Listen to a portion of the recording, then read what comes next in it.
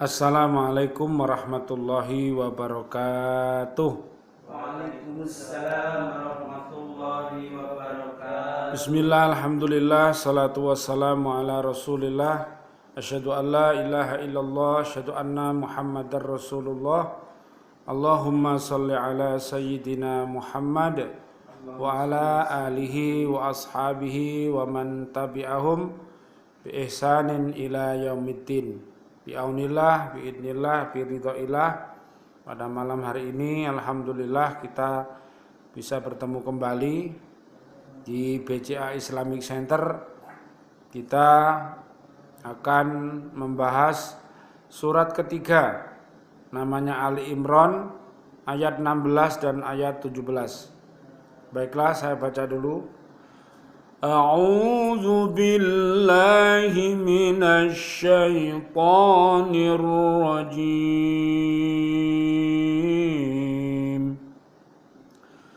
Bismillahirrahmanirrahim.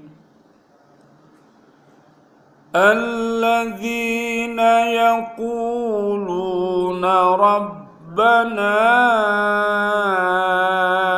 innana amanna faghfir lana dhunubana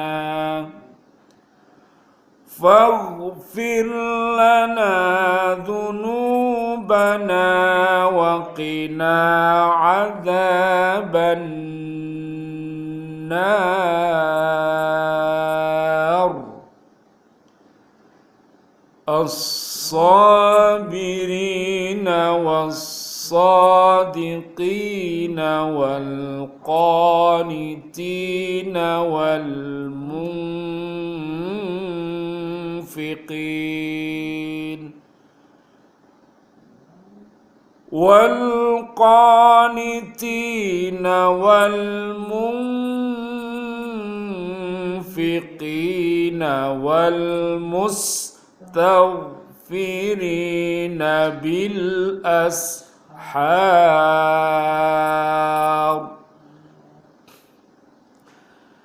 yaitu orang-orang yang berdoa, ya Tuhan kami benar-benar beriman, maka ampunilah dosa-dosa kami dan lindungilah kami dari azab neraka. Juga orang-orang yang sabar, orang-orang yang benar, orang yang taat, orang yang menginfakkan hartanya, dan orang yang memohon ampunan pada waktu sebelum fajar. Baiklah, mari kita lihat maknanya. Sifat-sifat orang yang bertakwa yaitu orang yang hatinya sudah merasakan nikmat iman. Nah, jadi yang dinamakan orang yang bertakwa itu Pak ya. Jadi mereka itu sudah merasakan ada ladatnya iman ya. Jadi iman itu bisa dirasakan. Zikir itu bisa dirasakan ya Pak ya. Kalau misalnya dengan berzikir, biasanya hati jenengan jadi apa? Tentram, ayem setelah ngaji, tentram, ayem setelah sholat, tentram, ayem. Pokoknya orang yang bertakwa, orang yang beriman takwa itu kalau selesai melakukan suatu kebaikan pasti dia merasa senang. Itu ciri-cirinya orang baik, orang beriman.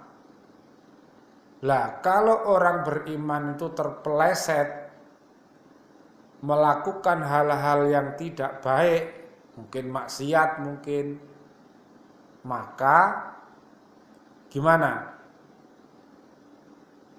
Kepleset, jatuh, bangun lagi. Jatuh ya bangun, ngono lho. Aja kok kepleset jatuh terus mendelep hilang. Terus gak balik. Putus asa. Loh, ya jangan. Cepet neng ingat Allah, neng jaluk sepuro. Ngono, nanti cepet. Kembali itu cepet. Tidak berkekalan, tidak seperti orang munafik. Kalau orang munafik, orang kafir itu berkekalan di dalam kemaksiatan. Jadi nyaman, zona nyaman. Justru kalau dia diajak bertobat gitu panas. Dia diajak bertobat panas. Dia diajak mengaji panas. Dia diajak hal-hal yang baik pasti panas. Dia tidak mau. Justru dia damai seneng anteng itu kalau dia berada di tempat-tempat kemaksiatan. Loh kan beda, Pak. Zonanya beda. Bagaikan tawon dan lalat. Nah, sampeyan delok. Itu perumpamaan yang Allah berikan. Tawon itu lambang orang beriman takwa. Mentalitas orang iman takwa itu kayak tawon. Tawon, coba lihat tawon. Hinggap di bunga-bunga yang indah. Menghisap sari-sari bunga. Akhirnya tawon itu mengeluarkan apa? Madu.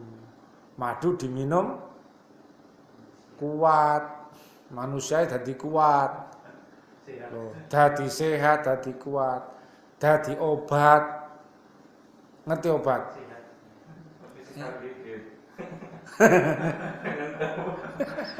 Langsung aku.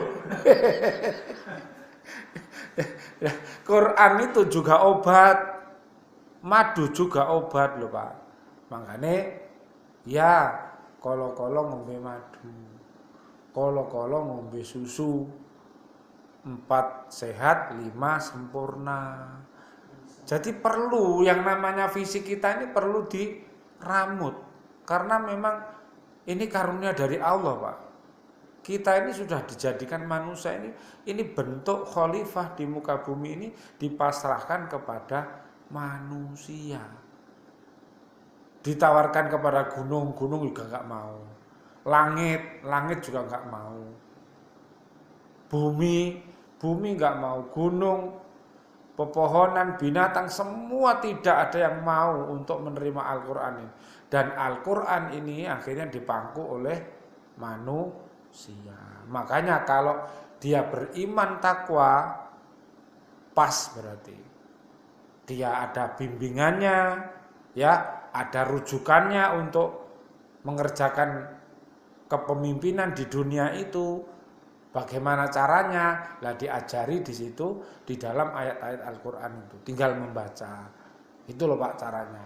Tapi kalau misalnya manusia itu sudah menerima amanat Al-Qur'an ini kemudian dia kafir, kemudian dia munafik, berarti apa Pak namanya? Khianat.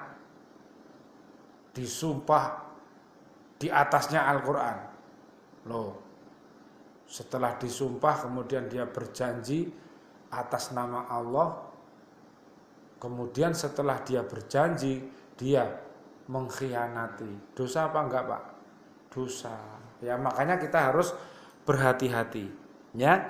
Orang yang beriman itu bergetar lidahnya mengucapkan pengakuan iman ketika berdoa dan beribadah. Tuh, ono getarane, Pak.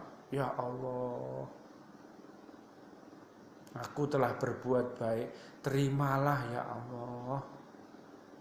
Aku terpeleset melakukan sebuah kesalahan ya Allah. Ampuni aku ya Allah, ampuni. Kalau tidak engkau ampuni, aku jadi orang dolim. Aku jadi orang rugi nanti. Loh, jadi begitu. Gentleman ngono. Nek salah ya ngaku salah. Nek bener ya njaluk supaya diterima. Wah, begitu mentalitas orang beriman ya Pak ya. Jadi getaran-getaran itu akhirnya apa? Bisa menimbulkan gerakan. Hati yang bergetar itu bisa memunculkan gerakan-gerakan. badannya bergetar, hatinya bergetar, kemudian menjadi sebuah perilaku gitu loh Pak. Jadi ada getarannya. Jadi Al-Quran yang jenengan kaji, yang jenengan baca, yang jenengan pahami itu menjadi sebuah kekuatan di dalam jasmani dan rohani sampean. Gitu Pak. Nanti sampean bisa cerdas gitu loh Pak. Orang yang tidak pernah merenungkan Al-Quran Pak, gak iso Pak memikirkan alam semesta gini, gak bisa. Diajak berpikir tentang akhirat gak bisa, gak nyambung, gak mampu. Lah tapi nek sampean sering baca-baca pasti nyambung, pasti dengarkan ceramah-ceramah, dengarkan kajian-kajian, pasti nyambung. Apalagi di deklat Ramadan ini penuh ya Pak ya. Setiap selesai tarawih pasti ada ceramah itu. Lalu itu supaya nanti jenengan keluar Ramadan hebat, jadi orang hebat gitu ya. Dalam beribadah mereka memelihara diri dari berbuat maksiat. Nah, jadi yang namanya takwa itu memelihara diri supaya tidak berbuat maksiat, jogo itu loh Pak. Dan nanti kalau takwa ini sudah jadi, apalagi sebelum Ramadan kita beriman takwa, ya Pak ya, kan sudah ladat, sudah ada rasa kan. Di tempat di Ramadan ini kita beriman takwa lagi, berarti malah baik. Lah nanti setelah Ramadan, lah ini kita harus terus menjaga 11 bulan itu sampai ketemu Ramadan lagi, gitu Pak. Jadi seakan-akan nanti rasanya puasa ini seperti sepanjang masa, rasanya itu. Orang itu nggak puasa, tapi kadang-kadang terasa kayak puasa, karena dia ya menjaga tadi, menjaga imannya. Aku nak ngene nanti, aku sekadung cinta sama Allah, aku sudah merasakan kehadiran Allah dalam hati saya, Allah selalu mengawasi saya. Nah, harus begitu nanti ya, dengan harus begitu, berhati-hati ya. Mereka memelihara diri dari berbuat maksiat, tunduk kepada Allah dengan khusyuk serta memohon kepadanya. Nah, ini doanya. Nanti jangan amalkan doanya nih. Wahai Tuhan kami benar-benar telah beriman kepada apa yang telah Engkau turunkan kepada Rasulullah dengan iman yang meresap ke dalam lubuk hati kami. Kira-kira apa itu? Kira-kira iman berarti urut-urutannya apa pertama? Amantu billahi wa malaikatihi wa kutubihi wa rusulihi wal yaumil akhiri wa bil qadri khairihi wa syarrihi minallahi ta'ala. Itu yang namanya iman. Ya Allah, kami sudah beriman ya Allah. Aku percaya bahwa Engkau Tuhanku. Aku percaya ada malaikat. Aku percaya ada kitab. Aku percaya ada Rasul. Aku percaya pada hari kiamat. Aku percaya qadha dan qadar. Itu namanya pengakuan percaya. Nah, setelah mengaku begitu, ya, kemudian melanjutkan yang membimbing akal pikiran kami. Nah, jadi akhirnya apa? Iman yang merasuk di dalam jiwa kita tadi, yang bersemayam di dalam hati sanubari kita ini, apa akhirnya? Membimbing akal pikiran kami. Loh Pak, akal pikirannya jadi api. Sing biyen misalnya ngeres, saiki dadi deres. Jadi leres, ya kan beda Pak. Leres sampai ngeres beda Pak. Leres sahe, ya leres sahe, ya leres apik, pikirannya terarah, ya, dan menguasai pekerjaan-pekerjaan badaniah kami. Loh, akhirnya pikirannya itu terarah, kerjane yo nyoto. Misalnya ning sekolahan atau ning perusahaan disenengi karo pimpinane, santun, jadi pekerja-pekerja yang baik. Nanti sampean lihat di surat 9, sampean tulis surat 9 ayat 105. Jadi berkarya, tapi berkarya yang terbaik. Jadi karya yang terbaik namanya ahsanu amala. Jadi jenengan berbuat yang excellent, yang terbaik. Pasti disenangi Pak di mana saja. Istri senang, anak senang, keluarga senang, umat bahkan Allah dan Rasulnya itu melihat kinerja jenengan itu dijempoli sampai bagus orang ini. Itu ya. Nah, dan menguasai pekerjaan-pekerjaan badaniah kami. Maka wahai Tuhan kami, nah, terus setelah mengamalkan tadi Pak ya, berupa pekerjaan, berupa ibadah, gerakan lidah, gerakan hati, gerakan pikir, apa yang diminta akhirnya? Hapuskanlah dosa-dosa kami. Nah itu loh Pak. Itu yang paling penting. Karena apa Pak? Seluruh kebaikan yang jenengan lakukan itu ujung-ujungnya nanti apa? Penghapusan dosa. Dosa sampean entek. Innal hasanat yudhibnas sayiat. Sesungguhnya kebajikan itu, kesolehan itu bisa menghapuskan dosa-dosa kita. Loh Pak, jenengan ngaji datang dengan buat kesalahan-kesalahan setelah jenengan ngaji di sepuro karo Gusti Allah seperti itu. Apalagi jenengan datang tidak bawa dosa, malah apik, malah kuat. Wong sing nggawa dosae di sepuro, nek gak nggawa dosa malah apik, malah kuat imane nek ngaji. Ya Pak ya. Jadi begitu.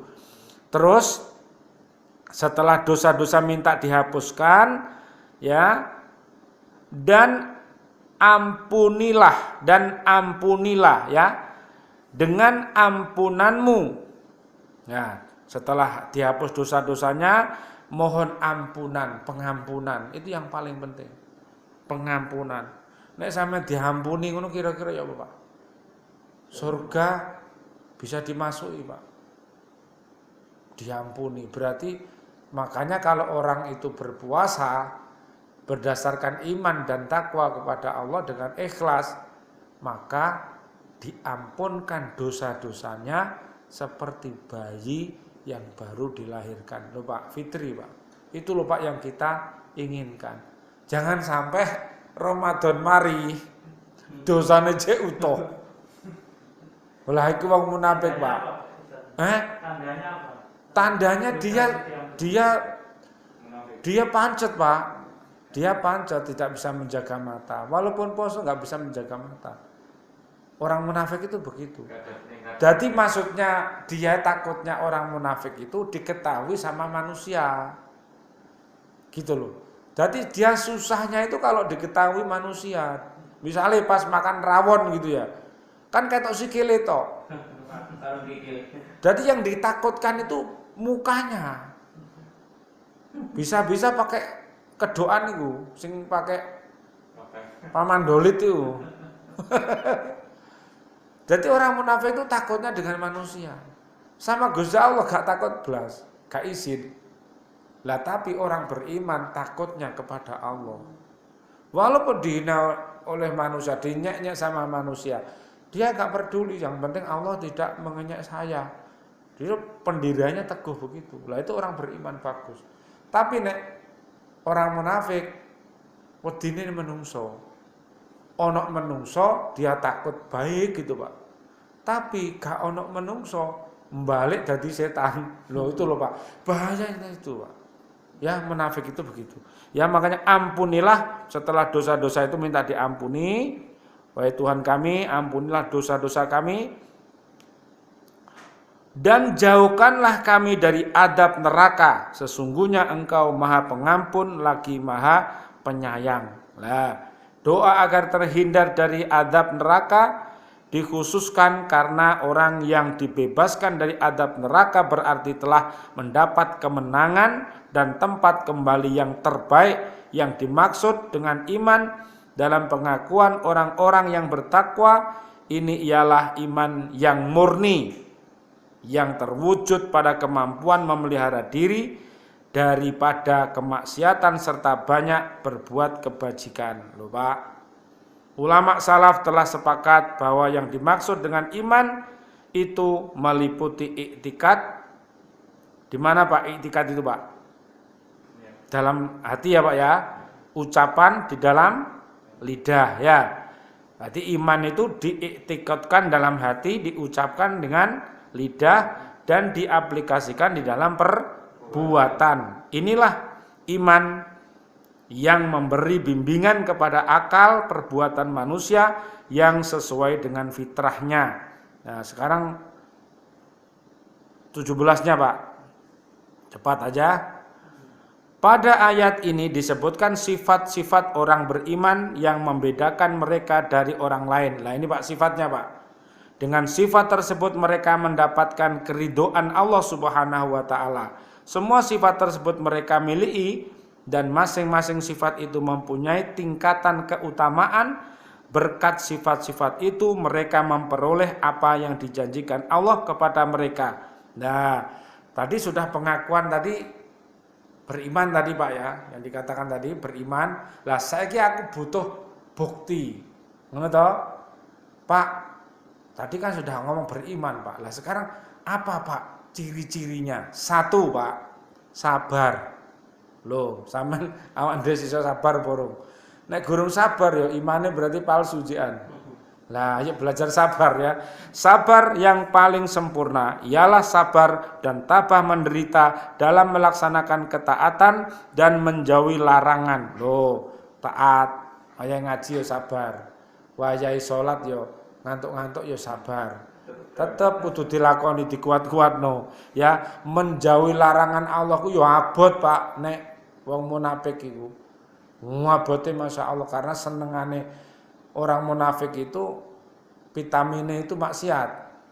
Lah, orang beriman menjaga mata itu adalah vitaminnya. Beda kan? Ya, apalagi gelora sudah bergejolak dan jiwa pun sudah tunduk untuk melaksanakan kemaksiatan, maka kesabaranlah yang akan membendungnya. Sifat sabar pula lah yang mengokohkan iman dan memelihara ketaatan pada batas-batas yang telah ditetapkan syariat hukum agama. Sabarlah yang dapat memelihara martabat manusia di waktu mendapat kesulitan di dunia dan memelihara hak-hak orang dari gangguan tangan yang rakus. Sifat sabar merupakan syarat bagi tercapainya sifat jujur, taat dan istighfar. Loh Pak. Jadi kok nek sampean itu sabar, sampean akan dibimbing iso opo ae. Ya, 1 Pak sabar ya. 2 Pak bersifat benar. Loh Pak. Sabar sih, mari ngono benar. Benar adalah puncak kesempurnaan. Benar dan jujur dalam iman, perkataan dan niat. Nah, tadi Pak, ya, benar ucapan, hati, terus perbuatan. Itu loh kayak yang dasa apa? Pramuka itu loh.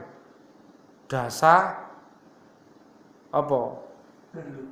Dasa pramuka itu Pak. 10 itu apa?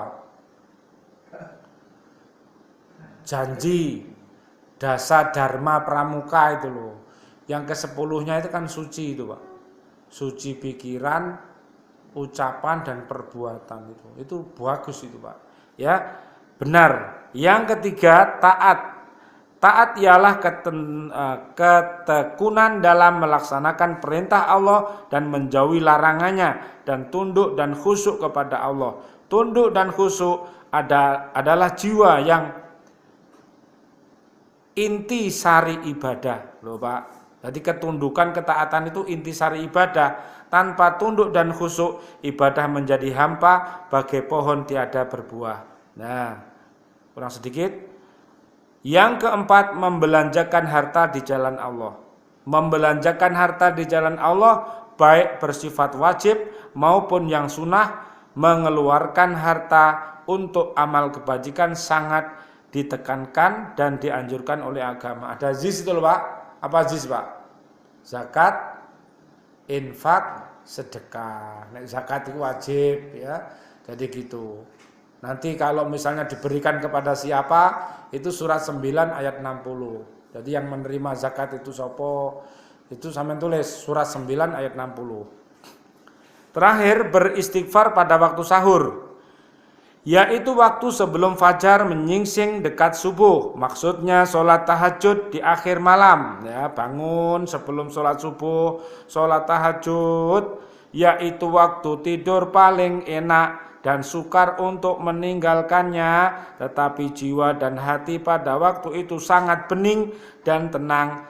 Sholat ini diikuti dengan bacaan istighfar dan doa. Terdapat dalam kitab hadis Sahih Bukhari Muslim dan dalam kitab-kitab musnad serta sunan riwayat dari sejumlah para sahabat. Nah ini, yanzilu Rabbuna tabaraka wa ta'ala kulla lailatin ilas sama'id dunya hina yabqa thuluthul lailil akhiru yaqulu mayyad'uni fa astajibalahu man yas'aluni fa u'tiyahu may yastaghfiruni fa aghfirolahu. Tuhan kita yang maha suci Allah subhanahu wa ta'ala dan maha tinggi turun pada setiap malam ke langit dunia pada waktu sepertiga akhir malam. Dia berfirman, siapa yang berdoa kepadaku maka aku akan mengabulkannya. Siapa yang meminta kepadaku aku akan memberinya. Siapa yang meminta ampun kepadaku maka aku akan mengampuninya. Riwayat Bukhari dan Imam Muslim. Terakhir, adapun istighfar minta ampun yang dimaksud oleh agama Islam istighfar yang disertai tobat nasuha serta menyesuaikan perbuatan dengan ketentuan agama. Tobat nasuha, tobat dengan benar-benar menghentikan perbuatan dosa dan tidak mengulangi lagi serta berusaha menggantikannya dengan perbuatan-perbuatan yang baik. Mudah-mudahan ngaji panjenengan, saya sebagai guru panjenengan ini juga termasuk tobat ya Pak ya. Ya Ustadz ada kesalahan-kesalahan, mudah-mudahan kesalahannya Ustadz diampuni sama Allah dengan menjadi guru ini. Jenengan sebagai santri juga begitu. Mudah-mudahan jenengan kesalahan-kesalahannya diampuni sama Allah. Amin amin ya rabbal alamin. Subhanakallahumma bihamdika asyhadu alla ilaha illa anta astaghfiruka wa atubu ilaik. Assalamualaikum warahmatullahi wabarakatuh. Waalaikumsalam.